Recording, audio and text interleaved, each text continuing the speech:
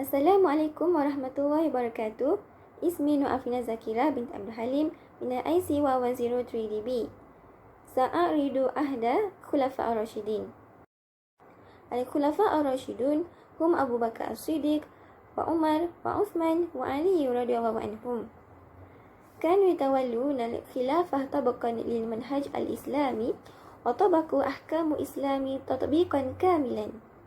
وكانت نظرتهم للخلافة أنها واجب وأمانة فلم يغيروا من نمط حياتهم ولم يخصوا أنفسهم بأي ميزة أو نفع وقد دامت هذه الخلافة الراشدة 30 سنة وانتهت باغتيال علي بن أبي طالب واستيلاء معاوية بن أبي سفيان على الحكم. Zaman ini diperintah oleh 4 orang khalifah Islam yang juga sahabat Rasulullah SAW, iaitu Khalifah Abu Bakar as-Siddiq, Umar bin Al-Khattab, Uthman bin Affan dan Ali bin Abi Talib. Mereka ini berperanan sebagai pemimpin dan juga pengganti kepada Rasulullah yang bertanggungjawab untuk menegakkan agama dan mentadbir dunia mengikut syariat Islam. في عهد الخليفة الأول أبو بكر الصديق عن طريق نظام الشورى. أبو بكر نجح في معارضة المرتدين في حرب ردة، كما جعل من جمع آيات القرآن أهم مصدر في شريعة إسلامية. Pada zaman Khulafa ar-Rashidin, Al-Quran, hadis dan ijtihad dijadikan sebagai sumber penyelesaian kepada semua masalah yang datang. Pada waktu sahabat ini, asas-asas hukum Islam telah pun sempurna dan dibina pada zaman Rasulullah. Maka, hukum yang muncul pada zaman sahabat ini adalah hukum-hukum yang melibatkan pentafsiran dan perkembangan hidup manusia. Fi ahdil khalifataini Umar wa Uthman, tama islahu an-nizami idari min khilali insya'u majlis asyura. وتقسيم الأراضي الإسلامية إلى عدة أعجاز وإنشاء بيت المال وقوة بحرية قوية. كما تم تأكيد على تعليم الدراسة القرآن والحديث وحتى إعداد كتابة القرآن عن المعروف رسم عثماني. في عهد بلاد علي في حالة من الفوضى حاول الحفاظ على السلام حتى اندلاع حرب الصفين التي أدت إلى صراع بين معاوية وسيدنا علي. بعد اغتيال خليفة علي كان هناك خليفتان هما سيدنا حسن ومعاوية. Masa pemerintahan negara Sayyidina Ali dalam keadaan huru-hara, beliau telah tetap berusaha untuk mengekalkan keamanan sehingga berlakunya perang Siffin di antara Muawiyah dan Sayyidina Ali. Selepas Khalifah Ali dibunuh, terdapat 2 khalifah, iaitu Sayyidina Hasan dan juga Muawiyah. Setelah Sayyidina Hasan menyerahkan kuasanya kepada Muawiyah, jelaslah Muawiyah adalah khalifah seterusnya bagi kerajaan Bani Umayyah yang berpusat di Damsyik. Semasa pemerintahan Muawiyah, beliau telah berniat untuk menyerahkan kuasanya kepada anaknya Yazid pada masa akan datang. Sistem ini telah beralih daripada sistem syura kepada sistem pewarisan. Assalamualaikum warahmatullahi wabarakatuh. Ismi Anis Iza binti Abdul Hamid min al-fasl IC 103DA. سأتحدث عن المصادر تشريع في عصر الصحابة. Tajuk perbincangan seterusnya pula adalah masadir tasyri' fi asri sahabah. Antara sumber-sumber tasyri' pada zaman sahabat adalah Al-Quran, Sunnah, Ijma' dan Ijtihad. Jadi di sini saya akan menerangkan sedikit tentang sumber yang pertama dan kedua pada zaman sahabat. Sumber tasyri' yang pertama pada zaman sahabat ialah Al-Quran. Wa huwal Qur'anu kalamullah alladhi anzala ala Rasulullah bi kalimatih wa ma'anihi. Maksudnya kat sini adalah Al-Quran adalah kalam Allah yang diturunkan kepada Rasulullah bersama maknanya dan lafaznya sekali. Jadi semua yang berkaitan dengan Al-Quran adalah daripada Allah, sama ada lafaznya ataupun maknanya. As-sahabah lam yasbaqul Quran. Maksudnya adalah sahabat tak pernah mendahului Al-Quran. Hal ini kerana Al-Quran adalah sumber utama dalam pembentukan akhlak, akidah dan undang-undang amali yang lain. Jadi, bila timbulnya suatu masalah, mereka akan merujuk Al-Quran terlebih dahulu. Seterusnya adalah lam yajma'ul Quran fi mushaf wahid fi ahdi Rasul hatta wafat. Maksudnya kat sini adalah pengumpulan Al-Quran tak berlaku pada zaman Rasulullah sehingga Rasulullah wafat. Ini kerana Al-Quran tak diturunkan sekaligus kepada Rasulullah, tetapi Al-Quran diturunkan secara mutawatir. Jadi, kewafatan Rasulullah bermakna syariat Islam telah lengkap. Oleh sebab itu, berlakunya Jam'ul Quran pada zaman sahabat. Pengumpulan yang pertama pada pemerintahan Khalifah Abu Bakar. Berlaku pengumpulan yang kedua pula pada zaman Sayyidina Uthman. Al-Quran berlaku sekali lagi kerana pada waktu pemerintahan Khalifah Uthman, berlakunya perluasan kuasa menyebabkan wilayah Islam semakin luas dan yang baca Al-Quran bukan sahaja orang Arab dan orang bukan Arab juga membaca Al-Quran, menyebabkan berlakunya perbezaan dalam pembacaan Al-Quran. Setelah Uthman bin Affan mendengar perkara ini berlaku, beliau telah memerintah beberapa sahabat bersama Zaid bin Sabit untuk menyusun semula Al-Quran dengan satu bahasa, iaitu bahasa Arab Quraisy. Selepas itu, Uthman bin Affan pun menghantar Al-Quran itu ke seluruh wilayah-wilayah Islam. Sumber yang kedua pula ialah sunnah, iaitu segala perbuatan dan perkataan yang datang daripada Rasulullah. Jadi, para sahabat sentiasa merujuk kepada sunnah Rasulullah jika mereka tidak mendapati dalil dalam Al-Quran. Seterusnya, ihjamus sahabah an kitabihi wa jama'ul hadith fi hadha asri. Maksudnya kat sini adalah para sahabat menahan diri daripada mengumpul hadis. Sebabnya mereka tak mau berlakunya pencampuran antara Al-Quran dan hadis. Mereka nak memelihara kedudukan Al-Quran tu. Jadi, dan mereka nak menggalakkan orang-orang waktu pada zaman tu untuk menghafal Al-Quran lebih daripada menghafal hadis. Akhir sekali, wa kana as-sahabah yatashaddadun fi riwayati hadis. Maksudnya, para sahabat sangat syadid dalam meriwayatkan hadis. Jadi, mereka sangat tegas. Bila ada yang nak meriwayatkan hadis, mereka akan memperingatkan bahawa jangan berbohong atas lidah Rasulullah. Ada di antara mereka juga yang tidak akan menerima sesuatu hadis jika tidak memenuhi syarat yang mereka tetapkan. Salah satu contohnya adalah Abu Bakar As-Siddiq, yang mana beliau tidak akan menerima sesuatu hadis daripada seorang perawi itu jika dia tidak membawa seorang saksi. A'udzu billahi minasyaitonir rajim. Bismillahirrahmanirrahim. Assalamualaikum warahmatullahi wabarakatuh. Ismi Siti Masrurah binti Naksah Bandi.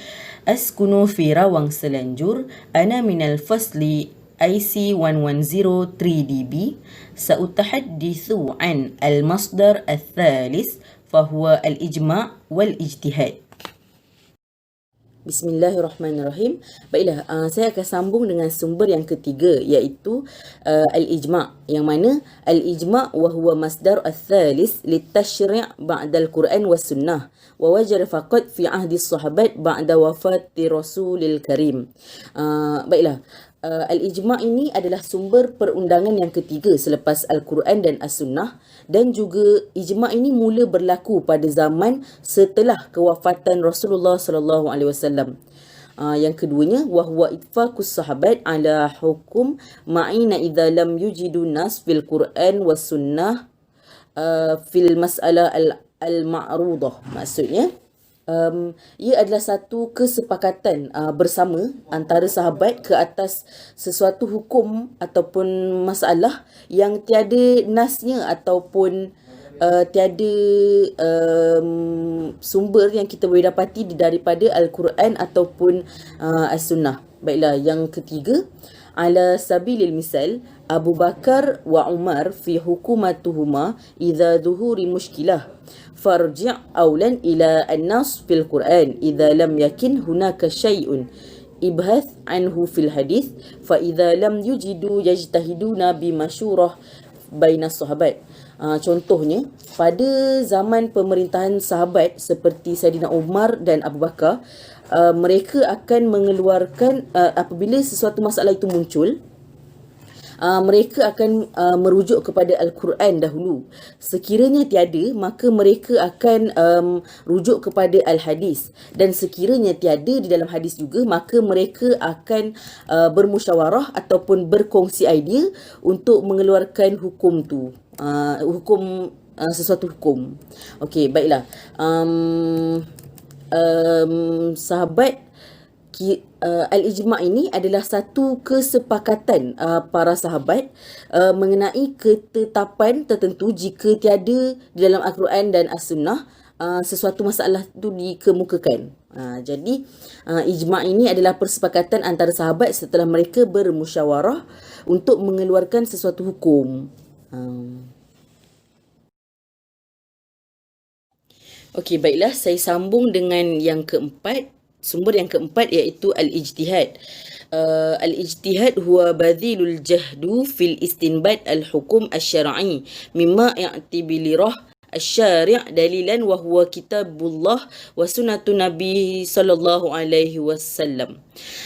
Ijtihad adalah satu usaha untuk mengistinbat hukum atau mendapatkan keputusan hukum yang diambil dari dalil sebagai bukti yang merupakan Al-Quran dan As-Sunnah nabinya. Yang kedua, zuhurul ijtihad lianna ma'zimu al-musyakil al-jadidah laisa laha tafsir wadih min al-Quran was sunnah fil waqti. Maksudnya, munculnya ijtihad ni kerana kebanyakan masalah baru tetapi tidak memiliki penjelasan daripada Al-Quran ataupun As-Sunnah pada ketika itu. Jadi para sahabat berijtihad untuk mengeluarkan sesuatu hukum yang tiada disebut di dalam Al-Quran ataupun As-Sunnah.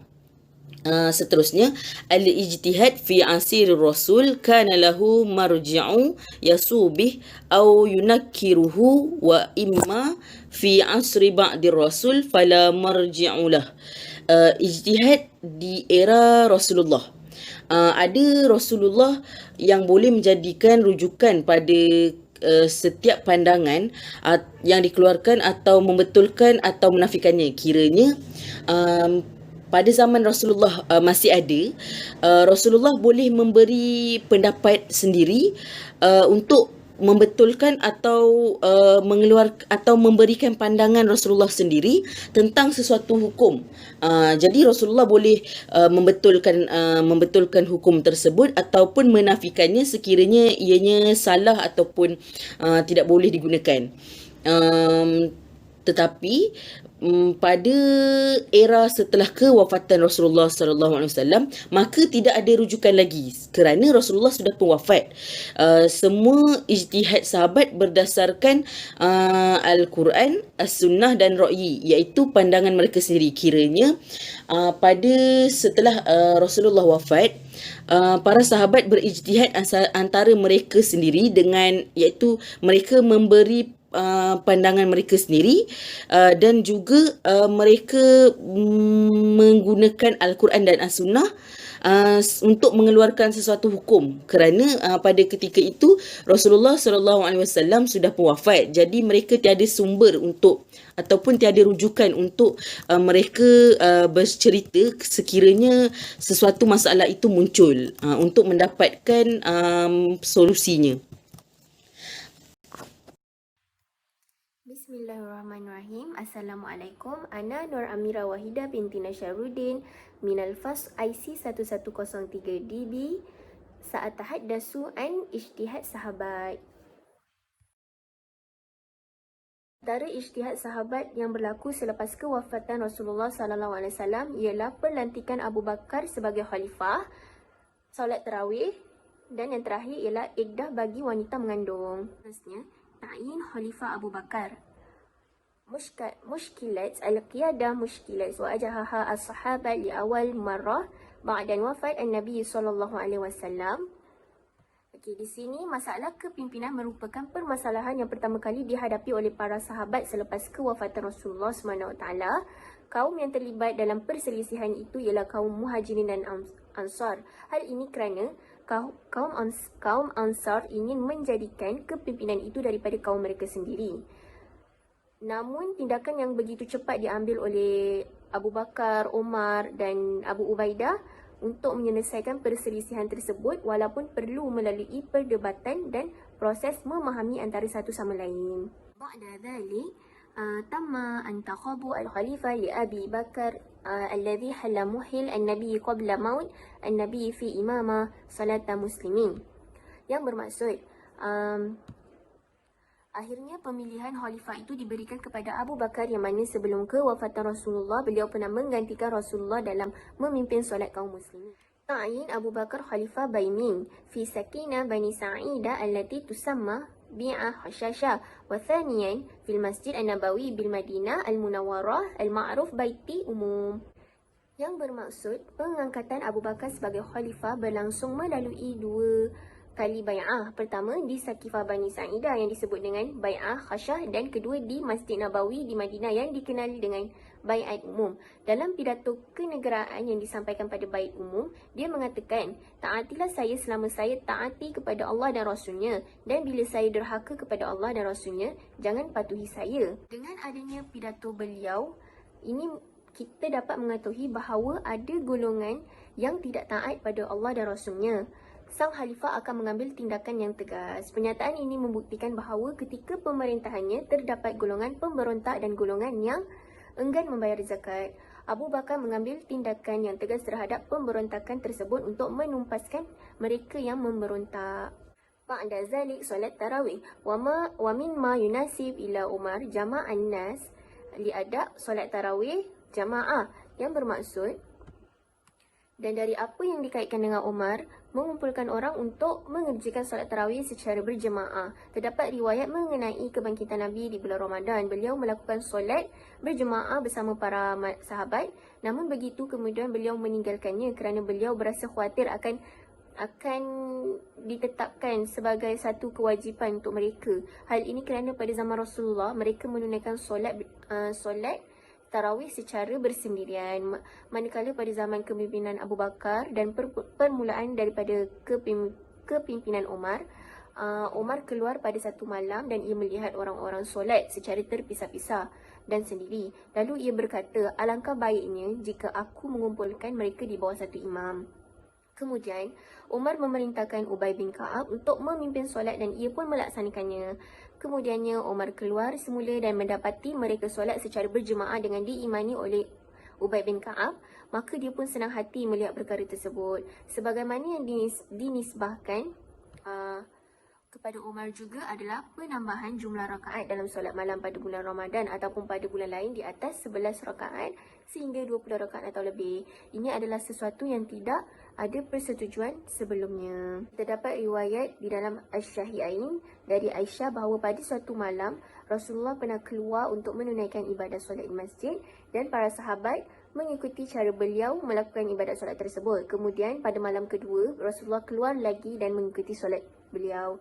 Seterusnya pada keesokan paginya para sahabat membicarakan tentang hal tersebut.